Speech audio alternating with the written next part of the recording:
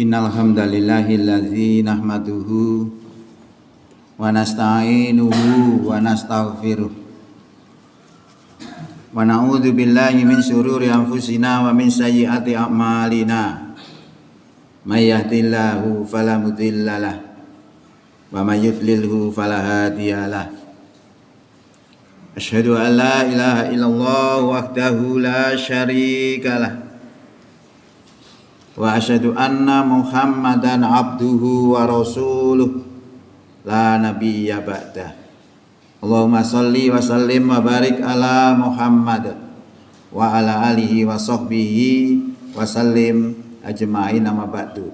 Fa ya ibadallah usikum wa iyaya bitaqwallah faqad fazal muttaqun. Hadirin sidang Jumat rahimakumullah. Mengawali khutbah di siang hari ini patut kiranya syukur alhamdulillah. Mari senantiasa kita haturkan, kita panjatkan kehadirat Allah Subhanahu wa taala. Lantaran nikmat kurnianya yang telah dilimpahkan kepada kita semua, sehingga di siang hari ini kita bisa hadir di Masjid At-Taqwa ini untuk beribadah pada hari Jumat. Kita tinggalkan segala aktivitas keduniaan kita semata-mata untuk mendekatkan diri kepada Allah, untuk taqarruban ila Allah. Mudah-mudahan kehadiran kita di siang hari ini diterima sebagai amal soleh di sisi Allah Subhanahu wa taala. Hadirin rahimakumullah. Sebagai substansi setiap khutbah di hari Jumat adalah untuk meningkatkan mutu iman dan takwa kita kepada Allah Subhanahu wa taala. Oleh karena itu kami selaku khotib mengajak kepada para jamaah dan kepada pribadi saya sendiri khususnya, mari kita tingkatkan iman dan takwa kita kepada Allah dengan mengikuti materi khutbah yang akan kami sampaikan di siang hari ini. Hadirin rahimakumullah, kita sudah masuk di tahun 2025, bulan Januari, tanggal terakhir, tanggal 31. Sebenarnya hal yang penting bagi kita adalah mengevaluasi amalan-amalan kita di tahun 2024 untuk kemudian kita perbaiki di tahun 2025 ini. Hal ini juga mengacu kepada firman Allah bahwa kita diperintahkan oleh Allah untuk evaluasi diri. Ya ayyuhalladzina amanu taqullaha, wahai orang yang beriman, bertakwalah kamu kepada Allah. Wal tanzur nafsum ma qaddamat lighad. Dan hendaklah tiap-tiap pribadi ini memperhatikan apa yang telah dikerjakan untuk hari esok. Ini adalah sebuah perintah kepada kita untuk evaluasi diri kita, terutama di tahun baru ini perlu, karena sebenarnya umur kita semakin hari semakin berkurang. Walaupun jumlahnya semakin bertambah, tetapi hakikatnya adalah semakin berkurang. Karena umur kita sudah dibatasi oleh Allah. Kapan kita meninggal dunia, tahun berapa, jam berapa, di mana, sudah ada semua. Ya. Oleh karena itu, paling tidak evaluasi ini kita fokuskan saja pada satu titik, yaitu tentang keimanan. Bagaimana iman kita? Karena iman itu bisa naik turun, bisa pasang, bisa surut. Dan juga karena iman ini yang nanti akan mengantarkan kita biidznillah masuk surga. Innalladzina amanu amilus solihati kanat lahum jannatul firdausi nuzula khalidina fiha la yabghuna anha hiwala. Sesungguhnya orang beriman dan beramal soleh adalah surga firdaus tempat tinggalnya, mereka kekal di dalamnya dan tidak kepingin pindah daripadanya. Ini adalah dalil-dalil menerangkan bahwa yang masuk surga itu orang beriman, termasuk orang takwa. Wasari'u ila magfiratin mir rabbikum wa jannatin arduha samawati wal ardu uiddat lil muttaqin. Bersegeralah kamu kepada ampunan dari Tuhanmu dan bersegeralah kamu kepada surga, yang surga itu luas dan seluas langit dan bumi, yang disediakan untuk orang-orang yang takwa. Jadi perjuangan untuk memperbaiki keimanan ketakwaan ini jadi sangat penting, jadi urgent. Apapun, termasuk dengan kebahagiaan, dengan iman takwa ini akan menimbulkan kebahagiaan. Karena orang tidak akan bisa bahagia kalau tidak beriman. Ya. Nah, hal yang penting bagi kita, bagaimana kita untuk meningkatkan keimanan itu? Ada beberapa cara. Salah satu cara itu adalah dengan membaca Quran. Karena Allah berfirman dalam Quran, wa idza tuliyat alaihim ayatuhu zadathum imana. Apabila dibacakan ayat-ayatnya zadathum imana, maka bertambahlah keimanannya. Memang banyak kalau kita lihat orang baca Quran itu, kalau hanya dipahami baca Quran nanti satu huruf dapat 10 kebaikan. Tidak mengerti apa yang dibaca, sulit untuk berubah. Tapi ketika orang itu memahami apa yang dibaca, mengerti maknanya, itu akan merubah hal-hal yang negatif jadi positif. Makanya di situ disebutkan oleh Allah, apabila dibacakan Quran, apabila Quran dibaca, zadathum imana, bertambahlah keimanannya. Hadirin rahimakumullah. Kemudian nomor 2 adalah mari kita menteladani, menjadikan pelajaran apa yang dilakukan oleh Ibrahim. Karena Ibrahim ini banyak dimunculkan di dalam Quran itu sosok yang taat kepada Allah tanpa menawar sama sekali, walaupun perintah itu berat. Ya. Apa rahasianya Ibrahim begitu hebat? Itu dikarenakan Ibrahim memiliki level iman pada level ainul yakin. Level ainul yakin itu adalah melihat kekuasaan Allah dengan mata kepala sendiri. Bukan teori, bukan katanya, tapi melihat dengan mata kepala sendiri. Kalau saya bilang bahwa gula itu manis, itu teori. Kalau panjenengan belum merasakan dengan lidah bahwa gula itu manis, itu akan berbeda dengan orang yang sudah merasakan dengan lidahnya bahwa gula itu manis. Nah, kalau orang sudah bisa merasakan gula dengan lidahnya bahwa gula itu memang manis, itulah level ainul yakin. Nah, ini dimiliki oleh Ibrahim. Itu dilukiskan oleh Allah dalam Quran surat 2 ayat 260. Wa id qala Ibrahimu rabbi arini kaifa tuhyil mauta. Dan ingatlah tatkala Ibrahim berkata kepada Tuhannya, Rabbi, Tuhan, tunjukkan kepadaku bagaimana engkau menghidupkan orang mati. Sehingga Allah mengatakan, awalam tu'min, apakah kamu gak percaya Ibrahim? Qala bala, tidak demikian ya Allah, saya percaya, walakin tetapi litatma'inna qalbi, tetapi supaya hati kami jadi tenang. Nah, ternyata tidak tenangnya ini dikarenakan apa? Dikarenakan dia ketika berdakwah menyampaikan bahwa Tuhan adalah zat yang menghidupkan dan mematikan, dibantah oleh orang kafir bahwa dirinya juga bisa berbuat demikian. Bawa sini narapidana, saya bunuh, mesti mati, saya biarkan mesti hidup. Nah, ini ternyata mempengaruhi jiwanya. Lalu ditanyakan oleh Ibrahim kepada Allah tadi. Nah, karena itulah maka Allah perintahkan untuk mengambil 4 burung. Fakhud arba'atam minat toiri. Maka ambillah 4 burung. Fasurhuna ilaika, kemudian hancurkan olehmu. Summa ja'al ala kulli jabali minhuna juz'a, kemudian letakkan burung yang sudah hancur tadi di tiap-tiap gunung. Summa da'uhunna ya'tinaka sa'ja, dan panggillah mereka burung-burung yang sudah hancur tadi, niscaya mereka akan datang kepadamu dengan bersegera. Ini adalah sebuah teori, sebuah kenyataan bahwa Ibrahim melihat bagaimana makhluk yang sudah hancur bisa hidup kembali. Maka levelnya sudah berada pada level ainul yakin. Itulah penyebab dia jadi kuat.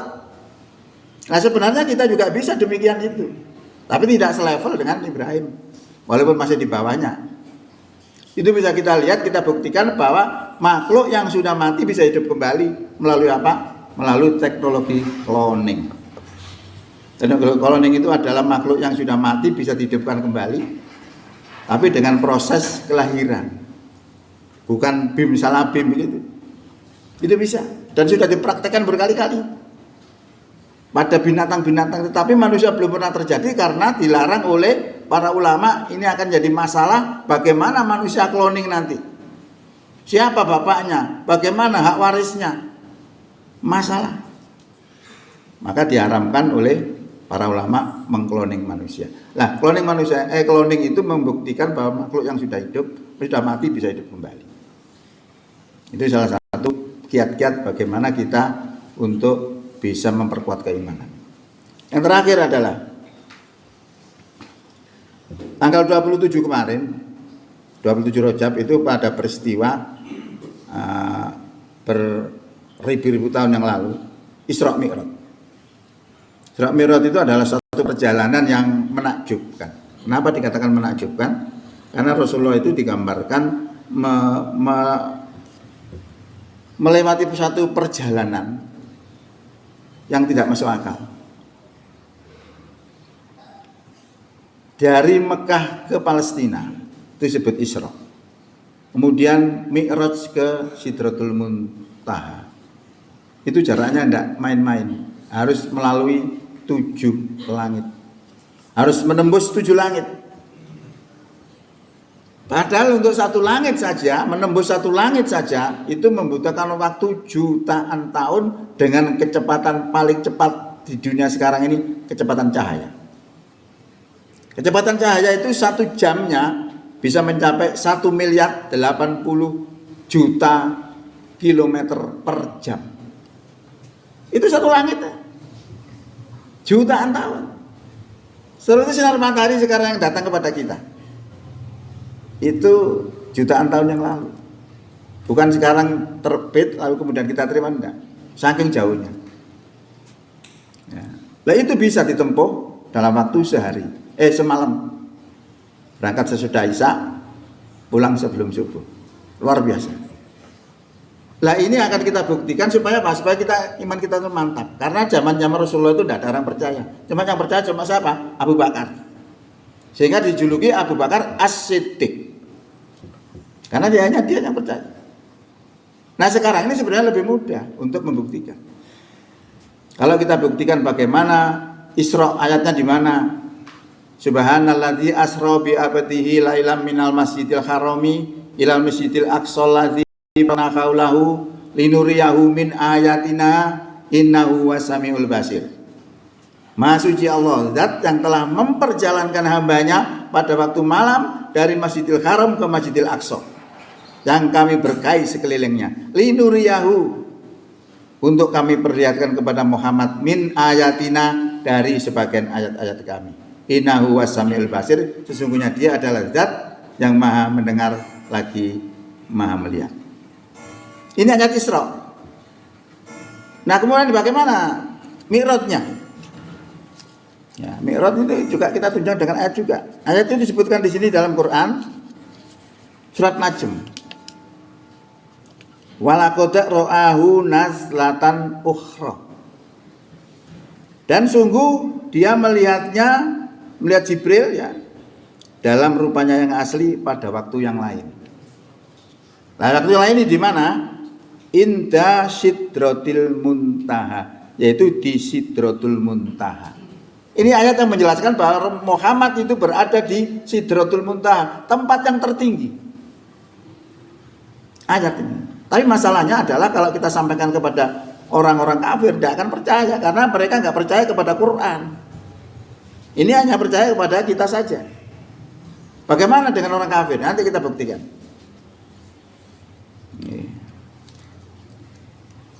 Ini adalah ayat-ayat yang menunjukkan bahwa Rasulullah itu betul-betul Isra Mi'raj berdasarkan Al-Quran. Nah sekarang kita buktikan bahwa Rasul itu betul-betul secara ilmiah. Ya, kita buktikan dengan ayat-ayat kauniyah. Apa ayat kauniyah itu? Ayat kauniyah adalah ayat-ayat yang ada di alam ini tapi tidak terdapat di dalam kitab penjelasannya. Contoh misalnya gas yang paling ringan, kemudian kita isikan ke dalam balon pelembungan, setelah itu kita ikat, kemudian kita lepas. Balon ini pasti naik ke atas, tidak ke bawah. Naik ke atas, berhentinya di mana? Kita nggak pernah mikir. Kalau kita balon naik ya berhentinya di mana, kita nggak pernah mikir. Tapi balon ini akan berhenti kalau udara yang ada di luar balon sama dengan udara yang ada di dalam balon itu. Jadi kesimpulannya kalau zatnya sama itu akan bisa bertemu. Itu teori satu. Teori yang kedua adalah terkait dengan matahari. Matahari adalah bola api yang sangat panas. Siapa saja yang mendekat di sana pasti fana, hancur saking panasnya. Tetapi ada yang tidak fana, yang mendekat pada matahari itu. Siapa dan apa itu? Itu adalah sinarnya sendiri. Karena sinarnya berasal dari matahari itu sendiri, berarti zatnya sama. Sinar matahari terbit dari matahari itu sendiri. Maka ketika kembali kepada matahari tidak ada masalah karena zatnya sama. Tadi teorinya sudah disampaikan begitu.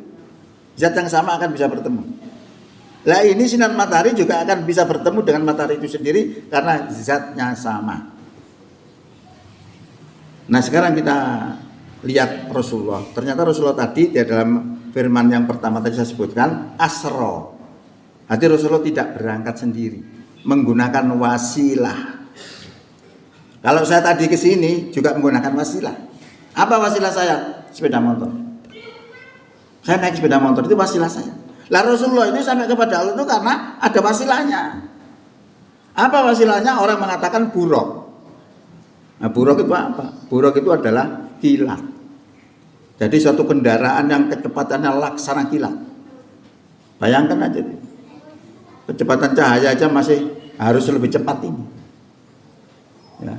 Ternyata oleh orang-orang ahli sufi yang profesor doktor juga mengatakan bahwa Rasulullah itu naik suatu alat yang namanya nurun ala nurin, cahaya di atas cahaya. Naik cahayanya Allah. Lah cahayanya Allah itu berasal dari Allah, maka zatnya sama. Kalau sama bisa bertemu seperti teori tadi. Ternyata itu. Lah gambaran di dalam Quran itu disebutkan cahaya Allah itu seperti sebuah lubang yang tidak tembus. Kemudian di dalam lubang itu ada pelita. Pelita itu di dalam kaca. Nah kaca itu laksana bintang yang gemerlapan seperti mutiara. Yang dinyalakan dari pohon zaitun, yang diberkahi, yang tidak tumbuh sesuatu di sebelah timurnya dan tidak tumbuh sesuatu di sebelah baratnya. Artinya apa? Pohonnya strategis. Ya. Hampir saja minyaknya itu menyinari. Walaupun tidak tersentuh oleh api. Nurun ala nurin, cahaya di atas cahaya. Yahdilahu linurihi mayasa. Allah menggiring cahayanya tadi limayasa kepada siapa yang Allah kehendaki. Nah ini yang dikehendaki oleh Allah itu Nabi kita Muhammad. Diberikan cahaya itu. Maka dia naik itu karena zatnya ini sama dengan zatnya Allah, maka bisa bertemu kembali kepada Allah SWT karena zatnya sama, tidak persoalan. Sama dengan teori yang saya sampaikan tadi. Sinarnya akan kembali kepada matahari, tidak ada masalah. Zat yang sama akan bisa kembali kepada zat yang sama. Nah, dengan paparan ini paling tidak untuk menguatkan hati kita bahwa peristiwa Isra Mi'raj itu bukan sekedar cerita, tapi betul-betul nyata baik dari teks Quran ataupun dari iptek, ilmu pengetahuan. Sama dan sebangun bisa dibuktikan. Kalau sekarang lebih gampang. Padahal zaman dulu juga sudah ada sebelum Nabi Muhammad. Peristiwa yang menakjubkan ini sudah ada. Contohnya mana? Di zaman Nabi Sulaiman. Di zaman Nabi Sulaiman itu Sulaiman memberi pengumuman kepada para pejabatnya, siapa yang bisa mendatangkan kursinya Ratu Bilqis sebelum dia datang ke sini. Jinnya ngacung. Kenapa? Karena anak buahnya Nabi Sulaiman itu terdiri dari dua jenis. Jenis jin dan jenis manusia. Jinnya ngacung. Saya sanggup mendatangkan singgasana itu sebelum Anda bangkit dari tempat duduk. Luar biasa. Ya jin ya sakti. Tapi ada yang lebih sakti lagi. Manusia. Manusia ini ngerti kitab. Dia bilang dia sanggup mendatangkan kursinya Bilqis itu sebelum mata Sulaiman berkedip. Coba bayangkan. Cerita Quran. Berarti ilmu itu juga sudah ada zaman dulu. Lah ini diulangi oleh Allah pada zaman Nabi Muhammad. Peristiwa yang menakjubkan, perjalanan yang jutaan tahun hanya ditempuh tidak sampai semalam. Nah ini akhirnya kita itu lebih memahami betapa hebatnya kekuasaan Allah. Ini akan menambah keyakinan kita, keimanan kita semakin mantap dan seterusnya. Ya itu adalah yang kita harapkan, keimanan kita semakin bertambah karena evaluasi kita tadi terkait dengan keimanan supaya lebih mantap di tahun 2025 ini. Ada 3 tadi, baca Quran, teladani peristiwanya Nabi Ibrahim, dan kita teladani juga bagaimana pembuktian secara ilmiah peristiwa Isra dan Mi'raj. Barakallahu li wa lakum fil Qur'anil azim wa nafa'ani wa iyyakum bima fihi minal ayati wa dzikril hakim wa taqabbala minni wa minkum tilawatahu innahu huwas samiul alim. Aqulu qouli hadza wa astaghfirullahal azim li wa lakum wa li sairil muslimina wal muslimat wal mu'minina wal mu'minat fastaghfiruhu innahu huwal ghafurur rahim.